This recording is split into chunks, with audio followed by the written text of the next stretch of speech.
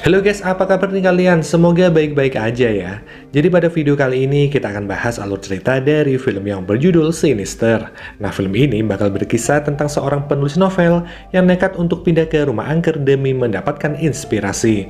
So, bakal seperti apakah nasib dari penulis novel itu? Kita langsung aja ke isi cerita film selengkapnya.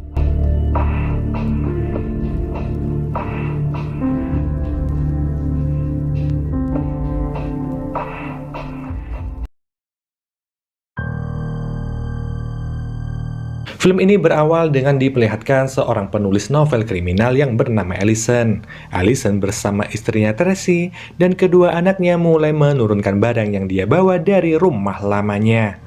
Selain karena terlilit masalah ekonomi, alasan Allison untuk pindah rumah nggak lain adalah untuk memecahkan kasus pembunuhan yang terjadi di rumah itu. Menempati rumah baru nggak selalu menyenangkan, terlebih lagi jika di dalam rumah tersebut pernah terjadi kejadian misterius yang nggak terpecahkan. Kejadian yang menewaskan suatu keluarga di rumah itu sengaja Allison sembunyikan dari istri dan juga anak-anaknya. Tujuannya nggak lain dan nggak bukan adalah agar istri dan anak-anaknya mau diajak tinggal di sana. Anak perempuan Allison yang bernama Ashley sejak awal nggak menyukai tempat tinggal itu, di mana Ashley selalu menginginkan rumah lamanya dan berharap untuk bisa kembali ke sana. Namun obsesi Allison untuk menyelesaikan novel kriminalnya ini memaksa Tracy, Trevor, dan juga Ashley untuk tetap bertahan di rumah seram tersebut. Beberapa polisi setempat juga sempat memperingatkan Allison tentang rumah yang akan dia tempati itu, tapi Allison tetap menolak untuk pergi. Setelah semua barang udah selesai diturunkan, Allison naik ke loteng untuk mencari perabotan lainnya. Ketika Allison pertama kali memasuki loteng ini, dia menemukan sebuah kotak yang berlabel Home Videos. Kotak itu berisi pita film kuno beserta alat pemutarnya, yang mana Allison pun segera membawa kotak itu ke dalam ruang kerjanya. Sebelum melanjutkan pekerjaannya, Allison menyempatkan diri untuk makan malam bersama keluarga seperti biasa. Allison dan Tracy membuat peraturan ketat untuk anak-anaknya, yaitu selain dilarang memasuki ruang kerja sang ayah, anak-anak juga nggak diizinkan untuk mengetahui apapun yang ditulis sama sang ayah. Dan peraturan untuk Allison sendiri adalah dia dilarang untuk membuka pintu ruang kerjanya dan memastikan selalu dalam keadaan terkunci.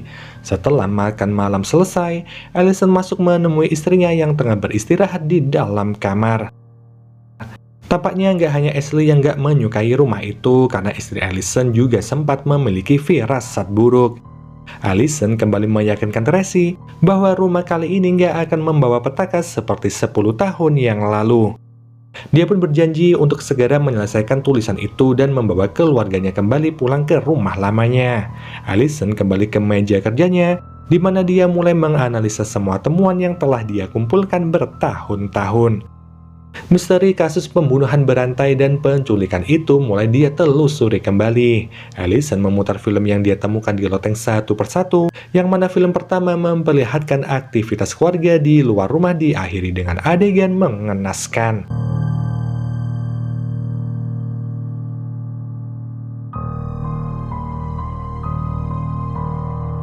4 dari 5 anggota keluarga itu tergantung di atas pohon dengan kepala yang ditutup kain. Leher mereka terikat kencang di atas pohon, di mana ada satu anggota yang gak terlihat dalam video tersebut. Dan dia adalah Stephanie, bocil perempuan yang dilaporkan menghilang. Seketika itu, Allison mendengar suara langkah kaki dari dalam rumahnya, yang mana dia segera memasuki rumah dan mencari asal suara langkah itu. Dan gak disangka ternyata itu adalah Ashley yang kesulitan untuk mencari kamar mandi. Allison pun kembali ke ruang kerjanya, di mana kali ini film kedua yang akan dia putar memperlihatkan sebuah keluarga yang diikat menggunakan rantai besi di dalam mobil lalu dibakar hidup-hidup.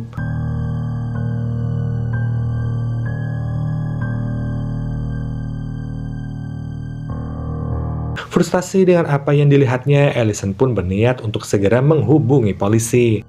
Namun, Allison mengurungkan niatnya dan lebih memilih untuk memecahkan kasus ini sendirian. Allison lalu melanjutkan memutar video yang ketiga, di mana belum sempat melihat isi rekaman ketiga, Allison kembali diganggu dengan aktivitas di luar kamar kerjanya. Kali ini, Trevor yang menderita penyakit sleepwalking ditemukan di dalam kardus dan berteriak seperti orang kesurupan.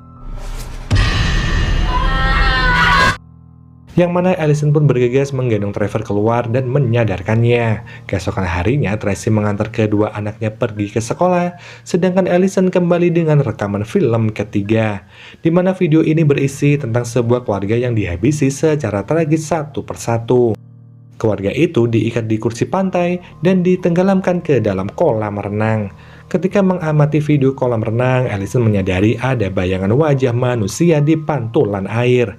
Dengan sangat jeli, Allison kemudian memperbesar gambar bayangan wajah itu, dan ketika Allison mengamati wajah itu, tiba-tiba pita film terbakar. Pita film yang terbakar itu tepat pada saat pantulan wajah itu terlihat. Meskipun Allison udah berusaha memperbaiki pita film itu, wajah pelaku sepertinya nggak mungkin bisa langsung dikenali. Keributan dari luar kamar kerja kembali terjadi, di mana Trevor berulah di sekolah barunya. Dia menggambar sebuah pohon dengan spidol permanen, yang mana gambar tersebut adalah gambar 4 manusia yang tergantung di dahan pohon. Dimana karena hal itu, Tracy meminta Allison untuk berperan sebagai ayah yang baik. Gak seharusnya anak-anak tahu kasus apa yang sedang ditulis sama Allison. Allison masih tetap pada ambisinya, di mana misteri pembunuhan ini harus dia pecahkan.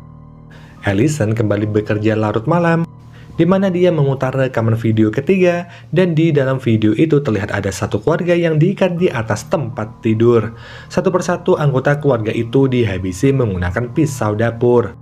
Pelaku kejahatan keji itulah yang telah mendokumentasikan aksi bejatnya, di mana Allison mengulang-ulang video tersebut dan dia berhasil menemukan sebuah alamat yang bertuliskan St. Louis.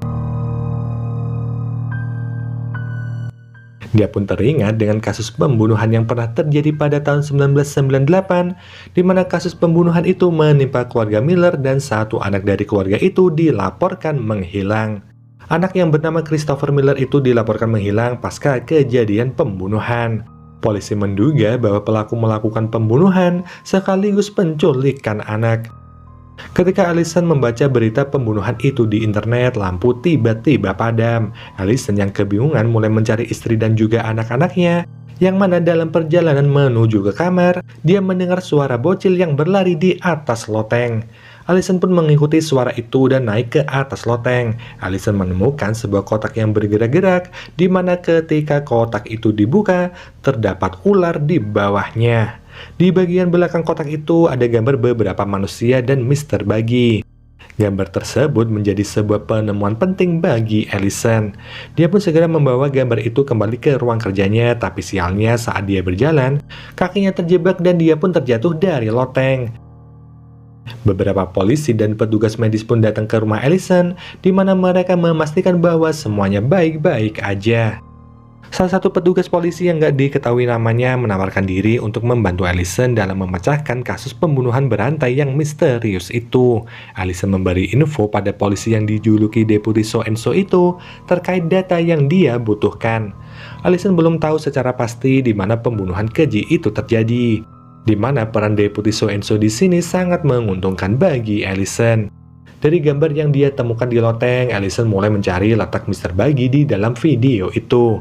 Dan benar aja sosok wajah manusia aneh kembali terungkap, di mana wajah itu terlihat semakin jelas. Bahkan wajah yang di-capture di laptop Allison ini sempat menengok ke arah Allison. Hari demi hari pun berlalu dan teror mistis masih terus menghantui Allison. Sepanjang malam, rekaman pembunuhan satu keluarga yang terjadi di pohon menyala dengan sendirinya. Yang mana nggak hanya menyala di layar proyektor, namun juga menyala di layar laptop Allison. Allison segera mematikan semua rekaman itu, di mana Allison mengamati letak Mr. Buggy yang ada di dalam video. Allison melihat sosok itu berada di semak-semak, yang mana dia pun segera membawa tongkat baseball dan mendekati lokasi terlihatnya Mr. Buggy. Ternyata di sana ada Trevor yang mengalami sleepwalking, di mana dia ditemukan dalam keadaan menggigil dan ketakutan. Alison membawanya ke dalam rumah dan meminta bantuan Tracy untuk mengunci Trevor di dalam kamarnya. Tongkat baseball Alison pun tertinggal di halaman, di mana saat dia kembali ke belakang rumah untuk mengambilnya, Alison udah disambut sama anjing hitam yang sangat besar. Tentu aja Alison gak bisa bergerak sedikit pun jika nggak mau anjing itu menyerang dirinya. Namun tiba-tiba dari belakang Alison muncul sosok 5 anak kecil, di mana 5 anak itu merupakan sosok dari anak-anak yang dilaporkan menghilang.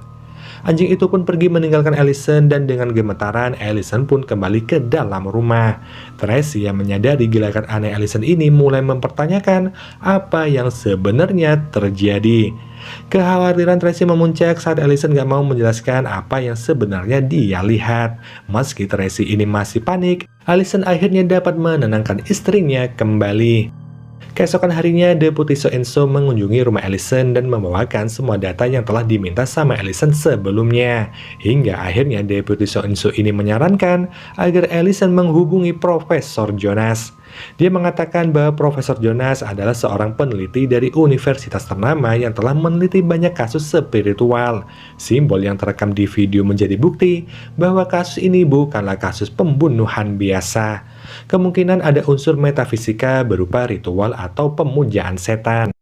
Kasus pembunuhan yang direkam dalam pita film itu dimulai pada tahun 60-an, di mana pelaku pembunuhan saat ini harusnya udah berusia lebih dari 70 tahun. Hal itu menunjukkan bahwa pelaku ini tua renta dan nggak mungkin bisa melancarkan aksinya sendirian. Malam harinya Alison memutar video yang terakhir, di mana video itu berisi satu keluarga yang dibantai menggunakan alat pemotong rumput. Semua kejadian pembunuhan itu dilakukan dengan metode yang sama, di mana para korban diikat tangan, kaki, dan juga mulutnya, hingga alat pemotong rumput itu melibas kepala para korban. Alison semakin frustasi, bahkan dia nggak sanggup lagi melihat akhir dari video itu. Pada malam itu juga Alison mencoba menghubungi Profesor Jonas dan Profesor Jonas pun menjelaskan makna dari simbol tersebut. Setelah melihat foto-foto yang dikirimkan sama Alison melalui email, Profesor Jonas langsung mengetahui kasus yang dipelajari sama Alison.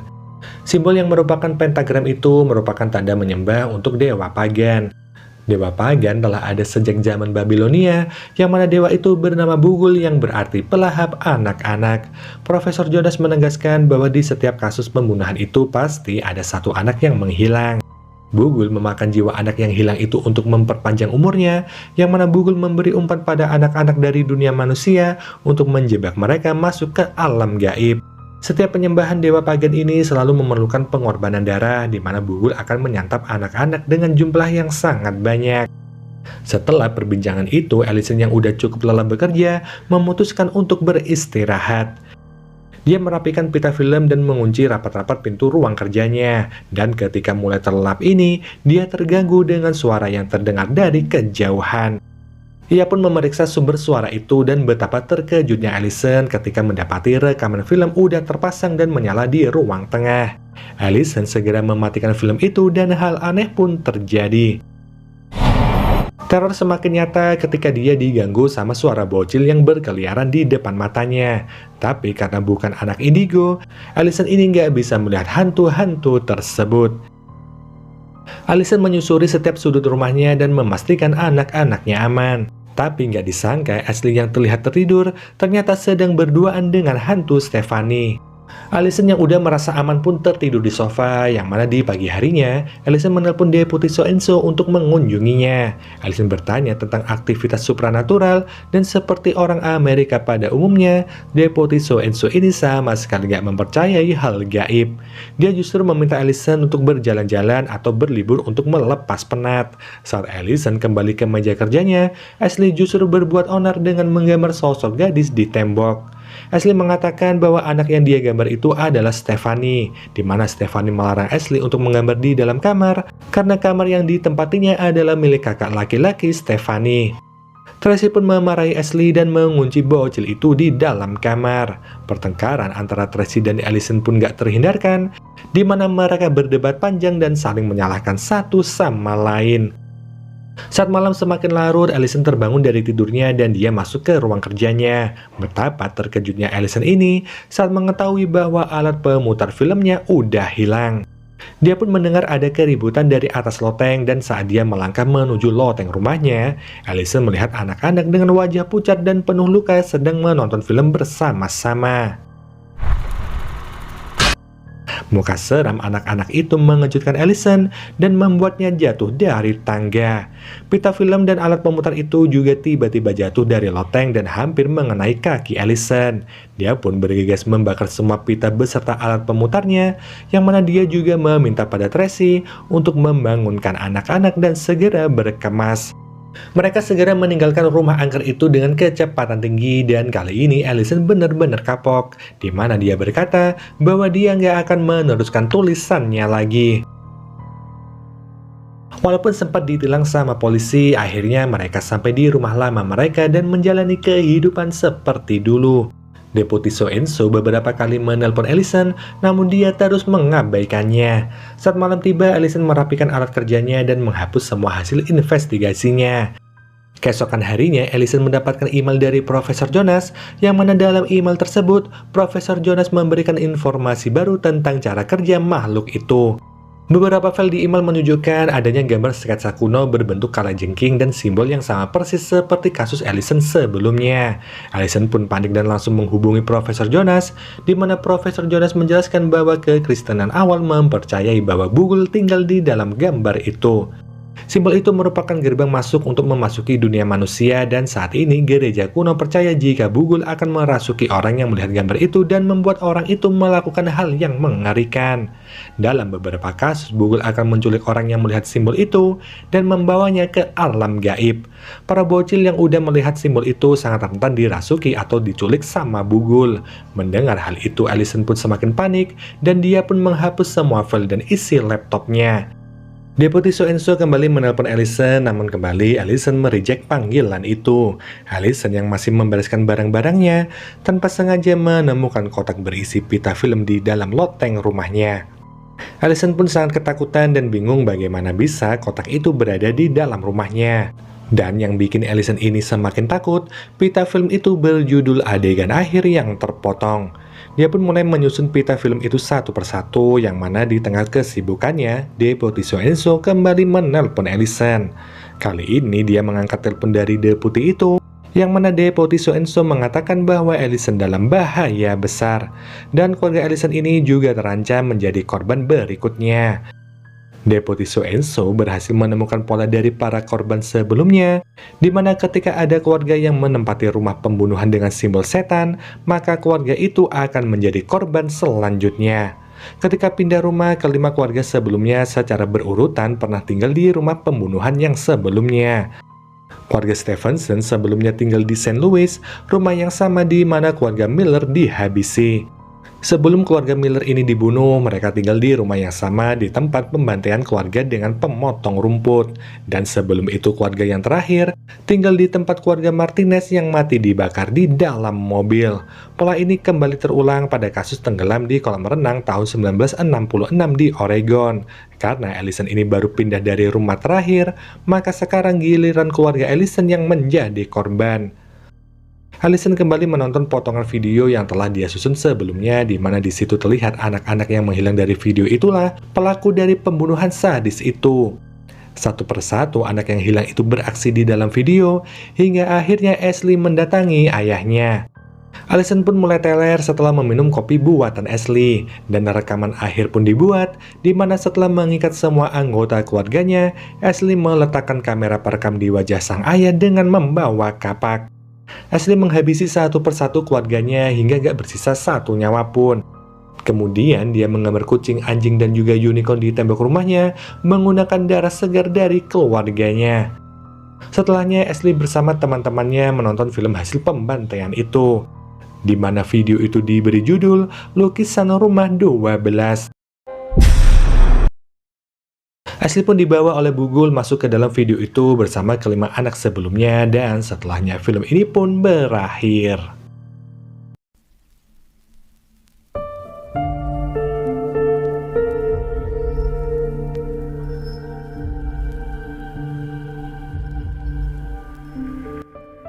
Jadi ternyata selama ini pelaku dari pembantaian itu adalah para bocil yang hilang dan terpengaruh sama iblis Bugul. Para bocil itu sendiri pada akhirnya dibawa sama Bugul ke alam gaib. Dan tentu aja akan ada korban selanjutnya dari iblis ini. So mungkin gini aja ya guys pembahasan film kali ini. Kita jumpa lagi di video selanjutnya. Wassalamualaikum warahmatullahi wabarakatuh. Bye.